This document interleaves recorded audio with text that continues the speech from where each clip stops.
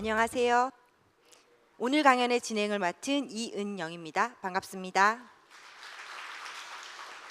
지구 안팎을 속속들이 탐험하는 지구인도 모르는 지구 강연이 오늘로 벌써 5번째를 맞이했습니다. 특히나 오늘은 온 국민의 관심이 집중돼 있는 바로 그 주제죠. 지진에 대해서 다룬다는 점에서도 오늘 자리가 특히 의미 있는 자리가 될 것 같습니다. 그럼 오늘 강연을 해주실 강연자를 소개해 드리도록 하겠습니다. 지난 9월에 경주 지진 이후에 온 나라가 한동안 혼란과 두려움에 휩싸였죠. 최근까지도 일부 지역에서는 여진이 계속되고 있기도 하고요. 그런 점에서 평소 과학에 관심을 갖고 계신 분이거나 그렇지 않은 분이거나 너나 할 것 없이 모두가 오늘 강연을 기다리셨을 것 같습니다. 사실 국내에 지진 전문가가 그리 많지 않습니다. 오늘 강연을 맡아주실 분은 아마 이 자리에 계신 분들 중에는 언론을 통해서 이미 만나보신 분들도 계실 것 같아요. 이번 지진으로 특히 언론의 주목을 많이 받으신 분입니다. 국내 대표 지진학자인 연세대학교 홍태경 교수님을 모시고 모든 사람이 궁금해하는 바로 그 지진에 대해서 들어보겠습니다. 큰 박수로 맞이해 주시기 바랍니다. 이번 강연은 한반도의 지진 특성과 경주 지진의 특성 등을 포함한 지진에 대한 다방면에 걸친 강연이 되겠습니다.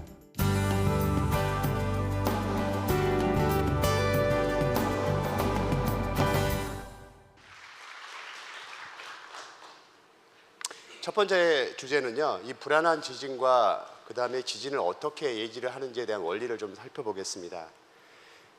지금 이 그림은 1995년 1월 17일 일본 고베에서 발생한 그때 당시의 장면을 담은 영상이 되겠습니다. 규모가 6.9였고요. 당시 사망자가 5,500명에 이르는 아주 큰 지진이었습니다. 사실 일본은 본래 지진이 굉장히 많이 나는 국가임에도 불구하고 비교적 굉장히 내진 설계가 잘 돼 있다라고 생각을 해오던 차였거든요. 그런데 이 지진을 겪게 되면서 일본 정부는 일본 전체적으로 준비가 많이 소홀하다는 걸 깨닫게 되고 전체적으로 준비를 늘리는 계기가 됩니다. 이 지진이 굉장히 큰 효과를 발휘하게 된 것은 그 후에 2011년도에 발생했던 동일본 대지진 때 이때 했던 내진 성능을 향상시킴으로 인해서 지진 피해를 최소화시킬 수 있었던 일이 발생하게 됩니다. 그래서 이 지진은 결국은 2011년도에 또 다른 큰 지진에 의해서 큰 피해가 커질 수 있는 것을 미연에 막을 수 있는 계기가 되는 지진이었다고 할 수 있습니다. 물론 사망자가 5,500명이나 되면서 큰 피해가 연결됐지만 그 후에 발생할 어떤 피해를 최소화시킬 수 있었던 계기가 된다고 할 수 있습니다. 다음 지진은 1976년도에 발생했던 지진인데요. 이 중국 탕산 지진입니다. 인류가 이 지진계를 개발한 게 1900년인데요. 이 1900년 이후로 기록된 지진이 정확한 지진 규모를 가지고 있습니다. 그 전까지만 하더라도 지진계가 없었기 때문에 지진이 발생하고 피해 기록은 있을지 몰라도 이 지진이 과연 어느 정도의 큰 크기인지 정확하게 알 수가 없었거든요. 근데 1900년 이후로 이제 지진계가 개발이 되고 나니까 지진이 발생할 때마다 이제 규모를 정확하게 산정할 수 있었거든요. 근데 그 이후로 발생한 지진 가운데 가장 큰 인명 피해를 남긴 지진으로 남아 있습니다. 비공식 기록에 의하면 65만 명이 사망을 했고요. 공식 기록에 의하면 25만 명이 넘게 사망한 것으로 알려져 있습니다. 규모가 7.5였고요. 그 다음 지진이 2004년 12월 26일 날 발생했던 인도양 수마트라 대지진인데요. 당시 사망자 수가 28만 명에 이릅니다. 굉장히 많은 숫자인데 이 28만 명의 대부분의 이 사망자가 어디서 발생을 하게 되냐면은 쓰나미에 의해서 지진 해일에 의해서 사망하는 일이 벌어집니다. 이게 이제 지진이 발생했던 위치를 빨간색 지금 별표로 표현되어 있고 그 다음에 이 시간당 매 초마다 이 단층이 어디가 쪼개지는지를 지금 보여주는 그림인데요. 총 1200km나 되는 굉장히 긴 거리가 500초 만에 쪼개집니다. 이것은 우리나라로 환산을 하면은 우리나라 한반도 남쪽 끝에서부터 북쪽 끝까지 500초 만에 그러니까 10분도 안 되는 시간 동안 한꺼번에 땅이 쪼개진 셈이거든요. 그렇게 거대한 땅이 쪼개지게 되면서 규모 9.1이라는 지진이 발생하게 되고 막대한 지진 해일이 발생을 하면서 인도양을 휩쓸게 됩니다. 그래서 인도네시아뿐만 아니라 스리랑카, 인도, 그다음에 인도양 건너편에 있는 아프리카까지 많은 사망자를 만들어내게 됩니다. 그게 28만 명이나 됐습니다. 그 다음이 2008년도 5월 12일 날 중국, 또다시 중국인데요. 중국 스촨성 지진이고 8만 7천 명이 사망했습니다. 굉장히 이번에도 많은 사망자가 발생을 했는데 특히 학교 건물 같은 건물들이 붕괴가 되면서 피해가 더 커졌습니다. 이 아래 이제 그 결혼식을 막 마친 신혼부부가 이 지진 피해를 보면서 나타난 장면이 있는데요. 당시에 이런 피해가 커지게 되는 데는 구조적으로 굉장히 불안한 건물 설계가 한 원인으로 지목되고 있습니다. 그 다음에 2010년도 1월 12일 날 IT 지진이 있는데요. 규모가 7.0입니다. 규모 7.0 정도 되는 것은 우리 국내에서도 최대 지진으로 판정할 만한 그 정도의 지진이거든요. 근데 이 지진에 의해서 31만 명이나 사망을 하게 됩니다. 이 IT는 중남미 빈곤국인데 굉장히 내진 설계가 취약한 환경에 있었던 국가고요. 또 그뿐만 아니라 이 지역은 이번 규모 7.0이 발생하기까지 250년이 소요가 됩니다. 그러니까 250년 만에 다시 발생한 규모 7.0 지진에 의해서 31만 명이 사망한 겁니다.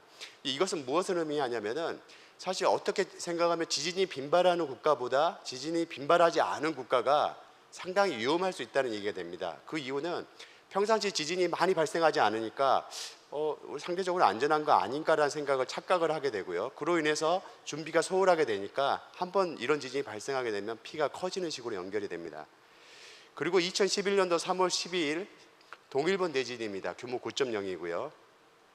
당시에 엄청난 쓰나미가 발생했던 것이 기억이 있는데 당시 지진 해일로만 2만 명이 사망하게 됩니다. 근데 앞서서 제가 말씀드린 바와 같이 고베 대지진 때 당시 워낙에 준비가 잘 돼 있다 보니까 규모 9.0이란 큰 지진이 발생했음에도 불구하고 일본 열도에서 건물이 붕괴되면서 사망한 숫자는 거의 없었습니다. 대부분이 다 이 쓰나미에 의해서 익사를 하게 되거든요. 그래서 그만큼 준비가 얼마만큼 필요한가, 준비를 하면 할수록 피해를 줄일 수 있다는 얘기가 되겠습니다. 그 다음에 2015년도 4월 25일 네팔 지진 규모 7.8이었고요. 당시에도 이제 조적식 건물에 의해서 붕괴가 되면서 7,800명이 사망한 것으로 알려져 있습니다. 자, 이것은 1900년 이후로 전 세계에서 발생했던 초대형 지진의 리스트입니다. 총 17차례 발생하게 되는데 우리가 초대형 지진이라고 하는 것은 규모 8.5 이상의 지진들을 일컫는데 1900년 이후로 지금까지 17차례 발생합니다. 이 발생한 위치를 보시면 다 환태평양 지진대에서 발생한 걸 알 수가 있고요. 또 다른 재미난 점은 이 그림을 보시면요. 규모 8.5 이상의 초대형 지진들이 굉장히 시기적으로 몰려있다는 걸 확인하게 되실 겁니다. 여기 이 그림 보시면 1950년대, 60년대 한 7차례 정도 몰려있다가요. 그리고 없습니다. 70년대, 80년대, 90년대까지 초대형 지진이 한 번도 발생하지 않습니다. 그러다 2004년 12월 26일 수마트라 대지진을 기점으로 해서 다시 연거푸 발생을 하고 있습니다. 자, 이것은 왜 그러냐면은 초대형 지진 아까 제가 말씀드렸다시피 이 수마트라 대지진 같은 경우에는 규모가 9.1인데 1200km나 되는 길이가 한꺼번에 쪼개지게 되거든요. 그러다 보니까 그 지진에 의해서 많은 힘이 풀리게 되고 풀린 힘은 또 다른 지역에 쌓이게 됩니다.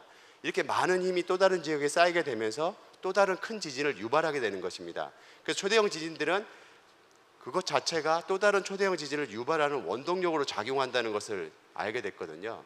그래서 이러한 현상들이 한 20년 정도는 계속 발생을 하면서 지구가 안정을 찾는 것으로 확인이 되고 있습니다. 그래서 1950년대, 60년대 이렇게 한 20년 정도 집중하다가 다시 안정화가 되는 거죠. 근데 이제 2004년 12월 26일부터 지금 다시 초대형 지진이 발생하고 있으니까 앞으로 한 6년, 8년은 또 다른 초대형 지진이 발생할지 모른다는 불안감에 저희는 있어야 합니다. 자, 그런데 우리가 이런 지진을 겪다 보니까 한 가지 재미난 어떤 특징을 발견하게 되는데요. 일본은 아시다시피 오래전부터 많은 지진이 발생하다 보니까 지진 자료들이 굉장히 많이 축적이 돼 있었습니다. 그래서 1900년부터 지금까지 축적된 자료만 해도 굉장히 방대해서 지진 위험도를 그리는 데는 충분한 자료라고 생각을 했습니다. 자, 이 오른쪽 그림을 한번 보시면요. 바로 이 그림인데요.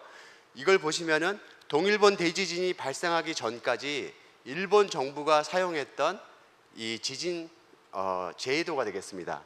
이 지진 제해도가 되는데요. 이 지진 제해도의 의미는 뭐냐면은 어느 지역에서 큰 지진이 발생할 확률이 높을까를 색깔로 표현을 해 놓은 겁니다. 이 보시면은 동경 앞바다라고 하는 이 난카이 해구 주변에 이 동경을 포함해서요 굉장히 높은 지진 재해가 우려되는 지역이었습니다. 그리고 이 홋카이도 또 마찬가지고요. 그런데 동일본 대지진이 발생한 바로 그 지역 앞에는 노란색이어서 비교적 안전한 지역이라고 생각을 해오던 곳입니다. 그러다가 동일본 대지진이 발생을 합니다. 이 동일본 대지진이 발생하면서 지진 제도가 결국 바뀌어버렸는데요. 자, 여기서 중요한 교훈이 한 가지가 있습니다.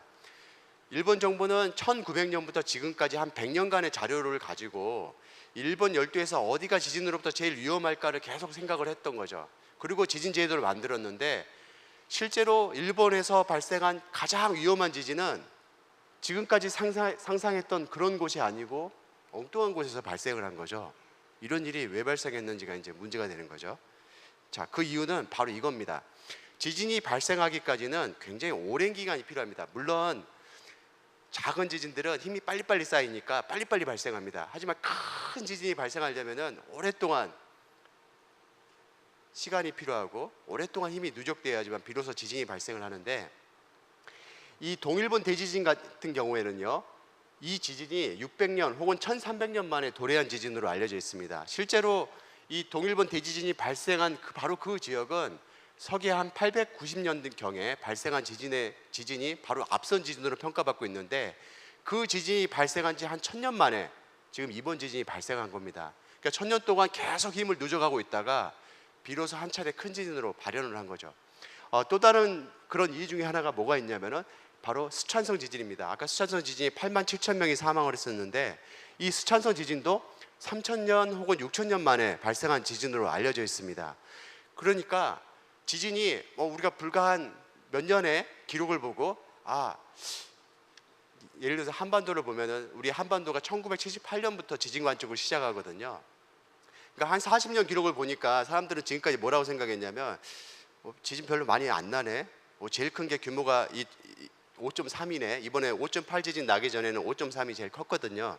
그나마 그것도 평양 서쪽에서 발생을 했고, 그러니까 한 40년 자료 보니까 지진이 별로 안 나니까 지진이 별로 안 나는 나라구나, 우리는 지진으로부터 안전하구나 라고 잘못된 판단을 한 거죠. 그 지역에서 발생 가능한 최대 지진이 발생하기까지 길게는 수천 년이 걸립니다. 수천 년 만에 그런 지진이 발생할 수 있고, 한반도에서도 얼마나 큰 지진이 발생할지 알려면 굉장히 긴 기록을 봐야 하는 겁니다. 자, 그런데 이런 지진이 인류에게 많은 피해를 주다 보니까 사람들은 옛날부터 어떻게 하면은 이 지진을 좀 사전에 알아볼 수 있을까라 이런 생각을 많이 하거든요.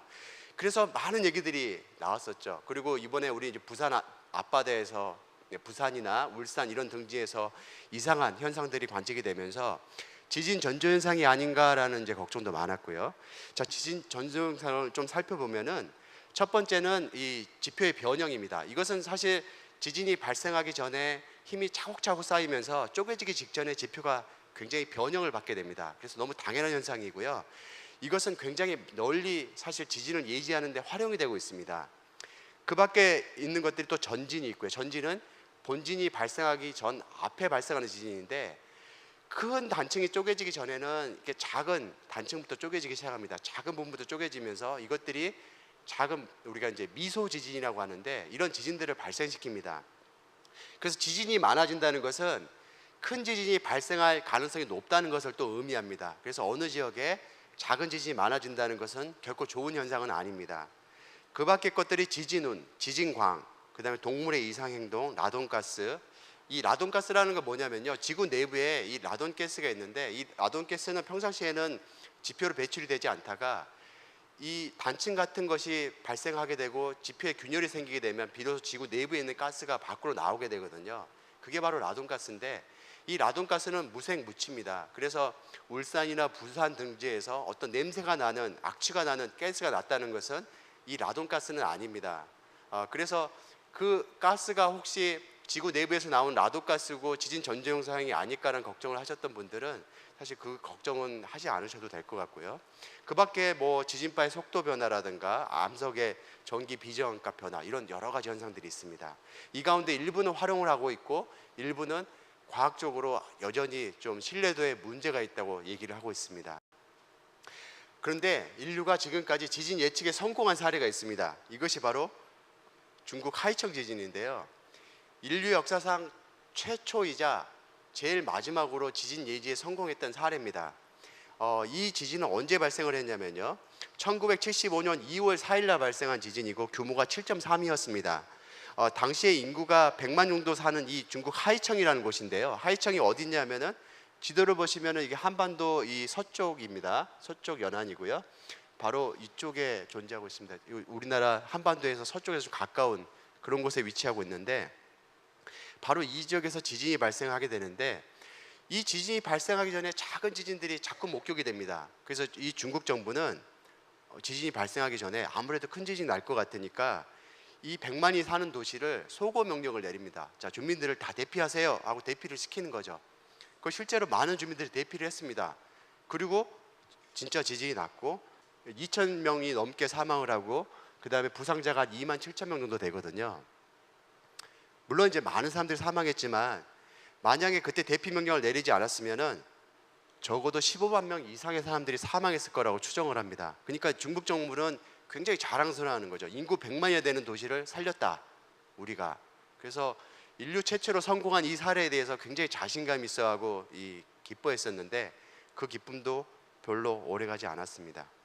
자, 바로 이 지진 때문인데요. 하이청 바로 옆에 있는 도시가 탕산입니다. 1976년, 아까 1975년이니까 바로 이듬해거든요.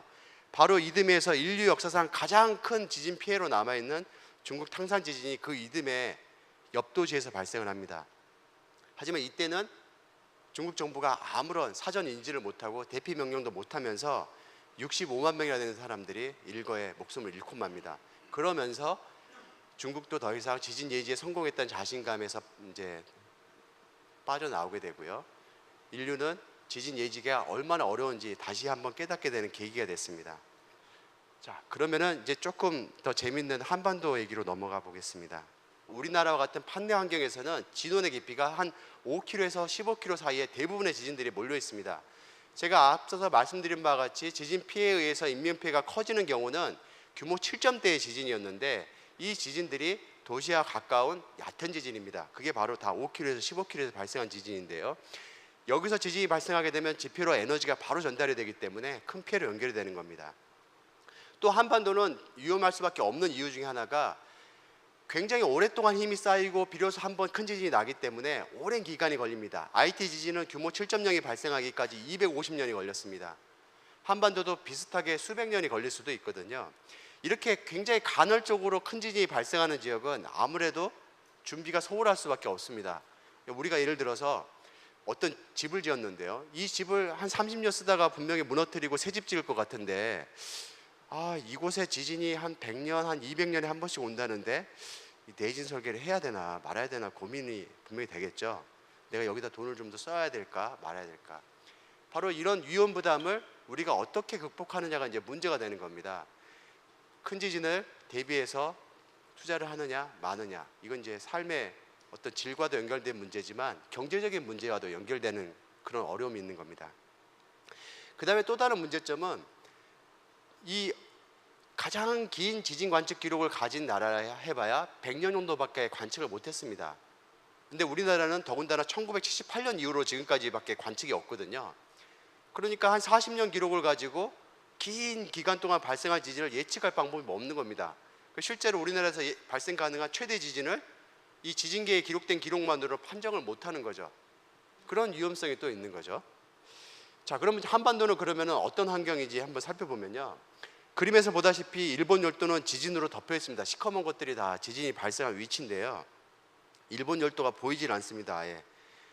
그에 반해서 한반도는 일본 열도 안쪽에 이렇게 자리하고 있는데 지진이 비교적 적습니다. 하지만 자세히 보면은 한반도에도 지진이 만만치 않게 발생하고 있는데요. 이 빨간색 접으로 표현된 것들은 얕은 깊이의 지진입니다. 한반도에서 발생하는 모든 지진들은 얕은 깊이의 지진이고요. 그에 반해서 일본 열도에서 발생한 지진들은 얕은 지진부터 깊은 지진, 깊은 지진은 제일 깊은 지진은 지하 600km까지도 발생을 하거든요. 하지만 한반도는 제일 얕은 깊이의 지진들만 발생한다는 겁니다. 이 한반도의 지진을 보면 최근 들어서 굉장히 특별한 특징이 있는데 이 지진 발생 빈도가 증가하는 것처럼 겉보기 현상이 보입니다. 하지만 이건 사실은 아니고요. 왜냐하면 지진 관측 설비가 계속 증강이 되면서 그간에 관측이 되지 않았던 것들이 관측이 되기 시작하면서 지진 발생 횟수가 늘어난 것처럼 보입니다. 그래서 2000년대 전까지는, 여기 보면 00이 바로 2000년인데요. 2000년 전까지는 지진 설비가 좋지 않아서 그간에 기록을 잘 못한 것이고요. 하지만 2000년 이후로 보면 거의 일정합니다. 그런데 일정하다가 특별한 일이 발생합니다. 바로 2011년도 들어서 급증하는 겁니다. 2011년도 3월 11일 날 동일본 대지진이 발생하게 되고, 이 동일본 대지진으로 한반도는 큰 혼란을 겪게 됩니다. 우리 삶뿐만 아니라 지각도 혼란을 겪게 되는데요. 이 지각에 많은 교란 현상이 벌어지면서 응력 불균형 현상이 가속화되고, 그로 인해서 지진이 빈발하고 있는 것으로 생각이 되는 겁니다. 또 지진을 발생하는 어떤 위치를 보면 또 특별한 어떤 특징이 있는데요. 왼쪽 것은 지진계, 우리가 1978년 이후부터 지금까지 발생한 지진 가운데 지진계에 기록된 지진의 위치를 찍은 거고요. 그러니까 이 지진의 위치는 굉장히 정확한 겁니다. 이걸 가지고 어디가 지진이 많이 발생했는지 그 밀도를 계산해 봤거든요. 그게 오른쪽 그림입니다. 자, 밀도로 해서 보니까 어디가 지금까지 지진이 제일 많이 발생했냐면 평양 서쪽입니다. 평양 서쪽 지역에 굉장히 지진 발생 빈도가 높았습니다. 그러니까 한반도도 지진이 밀집해서 발생하는 지역이 있다는 것을 깨닫게 되는 거죠. 자, 그 다음에 또 다른 특징이 있는데요. 이 한반도에서 그간에 우리 경주 지진 발생하기 전까지 특징을 보면은 제일 큰 게 규모 5.3입니다. 그리고 이거에 의해서 규모 5점대 지진이 발생하더라도 큰 피해는 별로 없었거든요. 그러니까 우리는 비교적 안전하다고 생각을 했던 거죠. 실제로 보면은 피해 정도가 굉장히 경미한 편입니다. 뭐 부상자 있고 이런 정도인데요. 하지만 얘기가 역사서를 보면 달라집니다. 이것은 조선왕조실록 그림인데요. 제가 앞서 말씀드린 바와 같이 한반도와 같이 지진이 발생하는데 오랜 시간이 필요한 데는 굉장히 오랜 기록을 살펴봐야 됩니다. 우리는 지진 파형 기록은 남아있지 않을지 모르지만 다행히 우리 선조들께서는 이런 역사 기록물에 지진이 발생했다는 것을 잘 기록에 남겨놓으셨거든요. 그래서 지진에 의해서 피해를 본 기록들이 굉장히 많이 남아있습니다.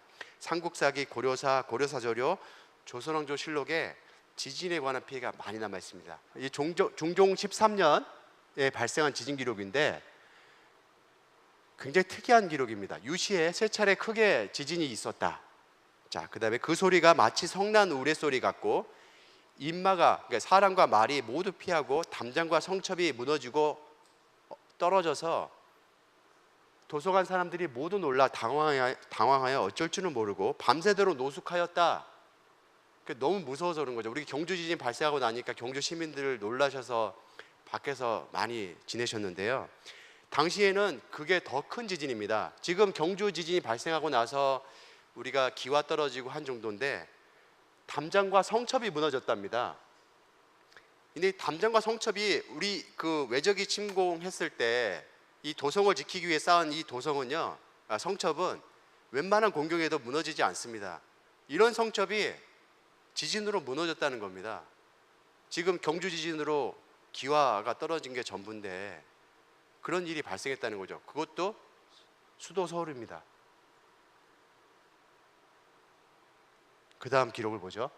자, 이제 명종 1년입니다. 명종 1년 기록을 보면요, 또다시 서울입니다. 서울에 지진이 일어났는데 동쪽에서부터 서쪽으로 갔으며 한참 뒤에 그쳤다.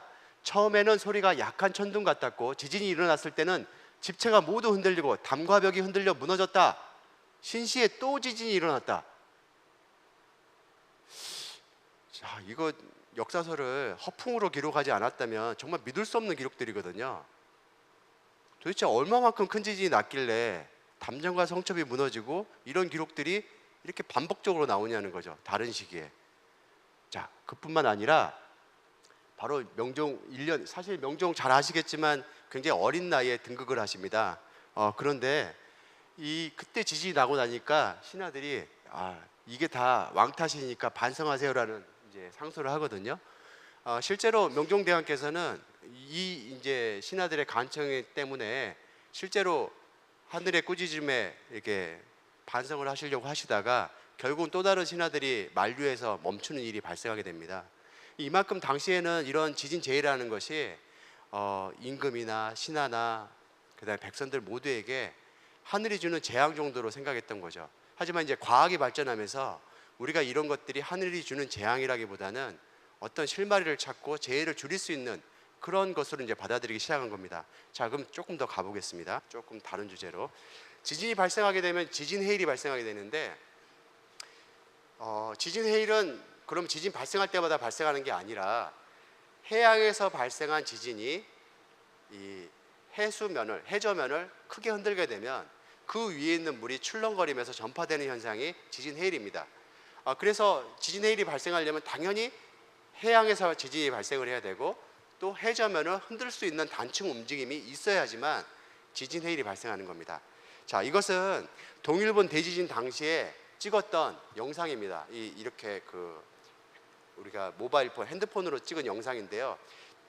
자, 그런데 이제 주의 깊게 보실 점은 뭐냐면은 지금 저 멀리 일단 흩뿌옇게 이게 흙먼지처럼 일어나는 것이 바로 바닷가에 지진 해일이 도달한 장면입니다. 그로부터 5분 만에 이 해안 마을은 이제 완전히 옛 모습을 잃게 되는데요. 그 장면을 이제 한번 먼저 보시겠습니다. 일본은 지진 해일 경보가 내리면서 사람들이 이렇게 그 경보를 듣고 이제 인근 동산으로 다 대피한 상황입니다. 그런데 영상 시작한 지 1분 50초 만에 마을의 절반 정도가 이미 휩쓸려 가기 시작합니다.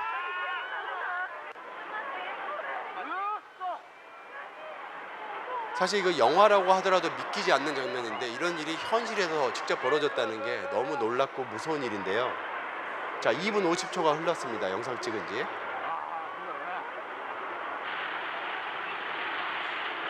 자, 4분 30초 흘렀습니다. 이제는 마을이 아예 흔적 없이 사라져 버렸는데요. 이때까지도 대피하는 사람들이 있습니다. 물론 저 가운데 많은 분들은 목숨을 잃으셨을 텐데요. 여기 계신 분들은 사실 더 도망가고 싶은데 너무 힘이 들어서 더 이상 움직이지 못하시는 장면들입니다. 그러니까 여러분이 만약에 어느 곳에 가셨더라도 지진 해일 경보가 났다 그러면은 여권 챙기고 귀중품 챙기고 하실 시간이 없습니다. 빨리 인근에 있는 동산으로 빨리 도망가시는 게 최선이고요. 그래도 시간이 그렇게 길지 않습니다. 보통 이제 초대형 지진이라고 하는 것은 아까 그 판가판이 충돌하는 곳인데요. 이 보통 해안가에서부터 가까운 경우는 50km, 먼 경우는 한 200여 km 떨어져 있습니다. 지진 해일 전파 속도가 제트기의 이동 속도와 거의 유사하거든요. 이 지진 해일이 이 해안가까지 도달하는데 여러분이 갖는 시간은 10분, 15분 정도밖에 안 됩니다. 10분, 15분 내에 여러분은 대피를 하셔야 되는 거죠. 굉장히 골든타임에 해당되는 건데 높은 곳으로 꼭 도망가십시오. 자, 우리나라가 그렇다면 지진 해일로부터 안전한가? 우리나라는 지진 해일 피해를 본 적이 꽤 많습니다. 특히 이 일본 서쪽 해안에서 발생한 지진에 의해서 지진 해일이 많이 발생을 했고요. 이것이 우리나라 동해안으로 전파된 예가 많이 있습니다. 자, 그 예 중에 하나가 바로 여기 나와 있는데요. 1940년, 64년, 83년, 93년에 지진 해일 피해를 본 기록이 남아 있습니다. 다 일본 서쪽에서 발생한 이런 지진들인데요. 특히 1983년도에 발생한 이 지진에 의해서는 우리나라 동쪽 해안 삼척 근처에 있는 이 임원항 근처에서는 굉장히 큰 피해를 입게 됩니다. 최고 높이가 7m에 이르는 이 파고가 덮친 걸로 알려져 있거든요. 그 당시 그래서 이렇게 해일에 의해서 침수된 장면이 있고요.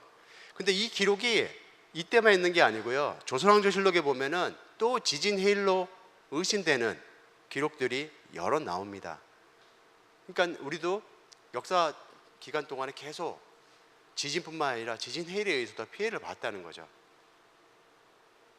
그런데 우리가 우려를 하는 것은 바로 한반도 이 동쪽 해안 근처에서 발생하는 이러한 지진들입니다. 이 지진 가운데는 규모 5.0 지진을 포함하고 있는데요. 우리나라 이 동쪽 해안에는 원자력 발전소도 위치해 있기 때문에 더 관심이 많이 가는 지진들이 되겠습니다. 이 화산 분해에 의해서 만들어지는 쇠설류라고 하는 것이 있습니다. 이 마그마가 지표를 뚫고 나와서 많은 파편들을 끌고 나서 분화를 해버리는데, 그 분화해서 산 등성이를 타고 이렇게 흐르는 그런 뜨거운 어떤 그 흙먼지 같은 것들을 우리가 화쇄류라고 하는데, 온도가 매우 높습니다. 그 화쇄류가 이동하는 속도가 바로 제트기의 이동 속도와 같습니다. 우리 쓰나미 이동 속도하고 같은데요. 바로 그런 일들이 벌어질 수 있는 상황인데요. 이거 같은 경우는 화쇄류는 아니고요. 사실은 마그마 폭발에 의해서 만들어진 게 아니고 수증기 폭발을 한 경우가 되겠습니다. 그럼에도 불구하고 당시에 인명피해가 꽤 컸는데요. 한번 보겠습니다. 자, 이제 아무런 증거가 없던 이 화산에 등산하던 사람이 갑자기 정상부에서 뭔가 폭발이 일어나니까 화산 폭발을 직감하고 대피하는 장면입니다. 근데 제가 방금도 말씀드렸지만 이렇게 흙먼지가 산 하면을 타고 흘러내리는 속도는 제트기의 이동 속도와 같습니다. 굉장히 빠른 속도로 타고 내리는 거죠. 사람들이 아무리 빨리 달려도 비행기를 능가하는 속도를 낼 수 없기 때문에 곧 위험에 빠지게 됩니다. 지금 열심히 산 하면을 타고 이제 피난을 하고 있는데요. 만약에 여러분이라면 어떨지 한번 생각을 해보세요. 정말 이때 이걸 찍는 이 사람도 마음이 되게 어땠을까? 이미 이제 흙먼지가 덮습니다. 황사 같으면 잠깐 마스크 끼고 좀 거치겠지 좀 있다가 이렇게 버티면 그만이지만, 심지어 수증기 폭발인데도 이 지역을 이렇게 덮고 있는 이 흙먼지가 며칠을 유지하게 됩니다. 큰 화산 폭발일 때는 수일, 그다음에 몇 년까지도 가게 되는 경우도 있습니다. 그러니까 잠깐 참아서 해결될 문제가 아니겠죠. 그러니까 여러분이 산을 오르다가 화산 폭발을 목도를 하게 되시면 사실 거의 방법이 없는 거나 마찬가지입니다. 그래서 사전에 인지하는 게 굉장히 필요한데요. 이렇게 무서운 화산이 세계 곳곳에 있습니다. 지금 빨간색으로 표현된 것들이 바로 이 화산의 분포 지역을 나타내고 있는데요. 일본 열도에 굉장히 많고 우리나라에도 백두산이 있습니다. 물론 과거에 화산 폭발을 했다고 하는 지역을 울릉도와 제주도를 표시되어 있는데 지금 현재는 활동하지 않는 걸로 알려져 있고요. 백두산은 현재 활동 중인 화산입니다. 근데 우리가 일반적으로 화산하면은 이런 류의 화산, 이거는 이제 하와이에 있는 화산이 이런 모양인데요. 또 이런 류의 화산, 이런 류의 화산은 바로 판 내부에 있는 화산들이 대체적으로 이런 폭발을 하게 됩니다. 백두산이 폭발하게 되면 이런 폭발을 하게 될 텐데요. 이 폭발의 차이는 구성하고 있는 마그마가 어떤 물질이냐에 따라 다릅니다. 그러니까 어느 지역을 뚫고 나오느냐가 마그마 성분을 결정하게 되는데, 해양 지각을 뚫고 나오느냐 대륙 지각을 뚫고 나오느냐에 따라서 바로 마그마의 종류가 달라지게 되고, 마그마 종류에 따라서 폭발 유형이 차이가 나게 되는 것입니다. 그래서 기본적으로는 지구 내부에서 열이 올라오는 우리가 열점이라고 하는 그런 곳에서 폭발을 하거나, 이게 하와이 같은 경우에 그렇고요. 아니면 판과 판이 충돌하는 충돌대에 위치하게 됩니다. 그런데 이제 문제는 백두산입니다. 백두산은 잘 아시다시피 해발고도 2,700m, 분화구 지름만 5km가 되고요. 이 천지의 이 칼데라 호수인 천지의 제일 긴 축은 4.4km, 짧은 축은 3.3km입니다. 수심 제일 깊은 곳은 370m인데요. 서해에서 제일 깊은 곳이 한 40m 되거든요. 그러니까 서해 제일 깊은 곳에 지금 엄청나게 한 10배 가까이 깊은 상황이 되는 겁니다. 담수량은 20억 톤에 이른다고 알려져 있습니다. 어마어마한 호수죠. 그런데 이 화산이 과거 1000년 전에 969년에 큰 폭발을 했습니다. VEI 7이라고 하는 이 7 지수는요, 인류가 겪었던 화산 가운데서는 흔치 않은 겁니다. 그래서 인류 역사상 가장 큰 폭발 가운데 하나라고 생각하고 있는데, 이게 바로 백두산에서 있었습니다. 당시 폭발이 워낙에 굉장해서 이 폭발에서 만들어지는 우리가 테프라라고 하는 게 있는데요. 이 테프라가 동해를 가로질러서 홋카이도에 큰 띠를 이루는 퇴적층을 만들어 놓습니다. 5cm나 되는 퇴적층을 바다를 건너서 일본 북해도에 쌓아놔 버렸거든요. 이렇게 5cm나 되는 퇴적층이 쌓이려면은 화산재가 아마 그 지역을 수년 동안 떠 있었을 겁니다. 공중에. 그러다가 차곡차곡 쌓였겠죠. 굉장히 엄청난 폭발을 했다는 걸 알 수가 있고요. 그래서 이거는 북한 쪽에서 바라본 백두산 정상부입니다. 당시에 폭발했던 폭발량이 너무 거대해서 이렇게 큰 퇴적층을 만들어 놨습니다. 엄청난 폭발이었다는 것을 짐작할 수가 있고요. 그런데 최근에 이제 사이언스지에서는 백두산 화산이 혹시 폭발하지 않을까라는 걱정하는 이제 일들이 있었고, 그것은 이제 중국이나 한국 학자들도 마찬가지입니다. 백두산이 발달하는 원리에 대해서는 다양한 원리가 있는데, 기본적으로는 이 태평양판이 빠른 속도로 섭입을 하게 되면 바로 우리가 한반도 제일 북쪽 곳을 지나게 되는데, 그때 많은 연류량을 만들어내고 그게 화산 활동으로 연결된다는 겁니다.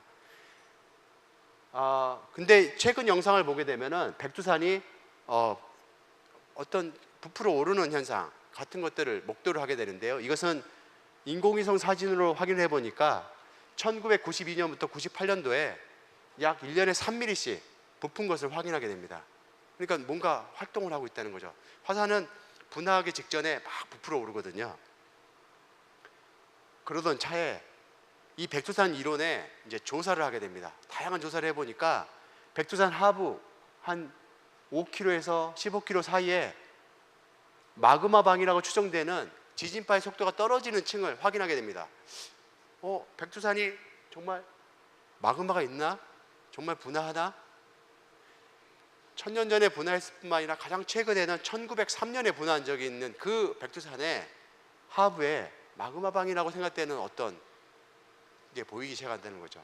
이게 비단 여기서만 보인 게 아니라 최근에 올해 중국 학자입니다. 송은 중국 과학자인데요.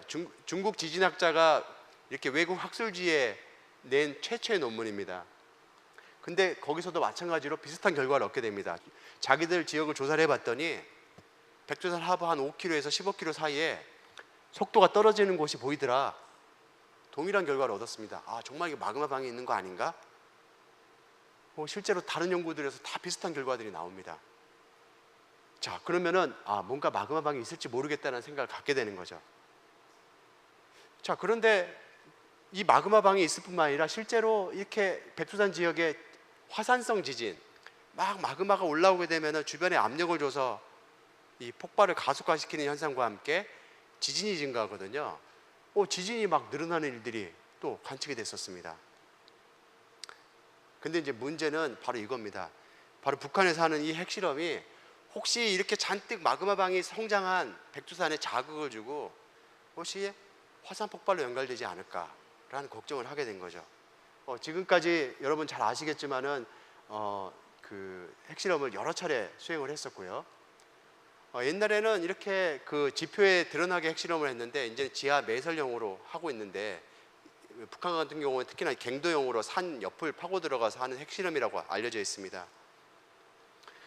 사실은 그 파키스탄과 인도를 마지막으로 핵실험이 더 이상 없었는데 2000년대 들어서 북한이 새롭게 핵실험을 하고 있는 겁니다. 그래서 세계적으로는 유일하게 핵실험을 하고 있는 국가인데요. 이 핵실험이 우리의 이제 걱정거리가 되고 있는 겁니다. 이 핵실험장과 백두산의 거리는 약 116km 정도 떨어져 있습니다. 116km면 멀다면 멀고 가깝다면 가까운 거리인데, 핵실험을 크게 하게 될 때 혹시 마그마방을 자극하지 않을까라는 걱정을 하게 되는 거죠. 당시에 핵실험을 했을 때 우리나라에서 관측된 지진 파형 자료인데요. 그런 기록들이 여러 남아있고, 이걸 바탕으로 최근에 저희가 연구를 수행을 하게 됩니다. 보다 더 큰 핵실험을 할 때 과연 어느 정도의 압력을 백두산 하부에 가하게 될까라는 조사를 하게 되고요. 그 결과를 저희가 이제 네이처 자매지에 발표한 결과인데, 당시에 이 핵실험을 크게 하게 될 때 마그마방이라고 하는 곳 안에 엄청나게 압력을 크게 가한다는 것을 계산해 냈습니다. 그래서 이제 핵실험 규모 7 정도의 핵실험하게 되면은 마그마방 내에 약 130kPa에 해당하는 압력을 가하게 되고, 저것은 마그마방 안에 우리가 기포라고 하는 버블을 만들어내고 화산 활동을 가속할 수 있다라는 그런 결론입니다. 그래서 만약에 지금은 북한이 수소 핵실험을 하는지 모르겠지만, 만약에 북한이 수소 핵실험을 한다면 큰 화산 폭발로 연결될 수 있다는 그런 내용이 되겠습니다. 모쪼록 유익한 강연이 됐기를 바라겠습니다. 감사합니다.